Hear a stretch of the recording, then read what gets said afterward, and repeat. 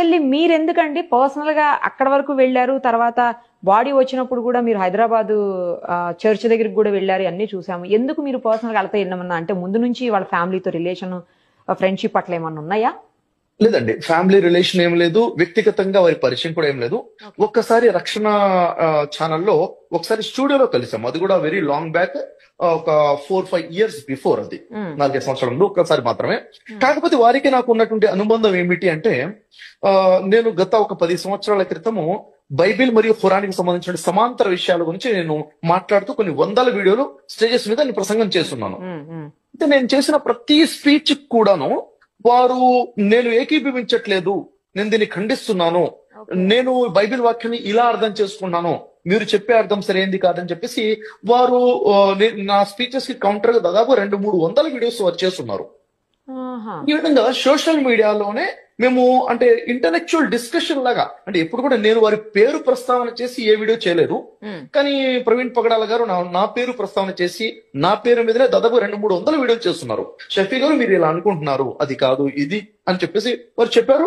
మేము స్వాగతించాం, ఎందుకంటే ఏదైనా ఒక విషయం మీద డిస్కషన్ జరుగుతుంటే అవగాహన పెరుగుతుంది. అది డిస్కషన్ మాత్రమే ఉండాలి, ఇంటెలెక్చువల్ గానే ఉండాలి. ఈ పరిచయం వారితో నాకు ఉంది.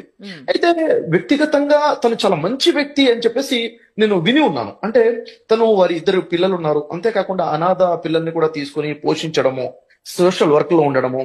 వారు చెప్పినటువంటి ఒక 2 పాయింట్స్ మాత్రం చాలా బలంగా హార్ట్ కి టచ్ అయ్యాయండి వారి స్పీచెస్. అదేంటి ఇప్పుడు నేను చెప్పాలి కూడా, ఎందుకంటే సమాజానికి తెలియాలి.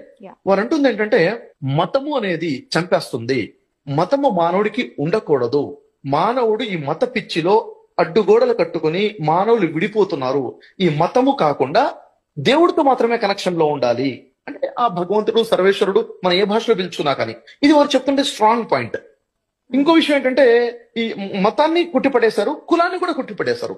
ఈ కులం అనేది లేదు, మానవుడు మాత్రమే, మానవత్వం మాత్రమే, సృష్టికర్తన దేవుడు మాత్రమే, ఈ భావన కలిగి ఉండాలని చెప్పేసి వారు చెప్పిన విషయాలు దీనికి ఏ కులస్తులకి ఏ మతస్థులకి అబ్జెక్షన్ లేనటువంటి విషయం అనమాట.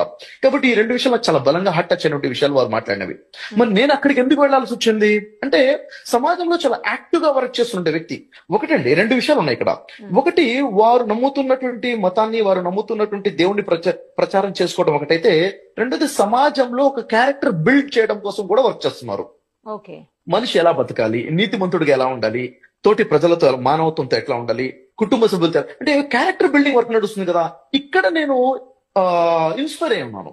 కాబట్టి ఇట్లా క్యారెక్టర్ బిల్డ్ చేస్తున్నారు యూత్ లో, ప్రజల్లో. సో అలాంటి వ్యక్తి చనిపోయారు అనేసరికి ఎలాగైనా ఒక భావన, నాకు ఒక రిలేషన్ ఉంది, సోషల్ మీడియా రిలేషన్. వెంటనే ఫస్ట్ ఆ పోస్ట్ నేను చూసినప్పుడు నేనేమనుకున్నానంటే, ఎవరో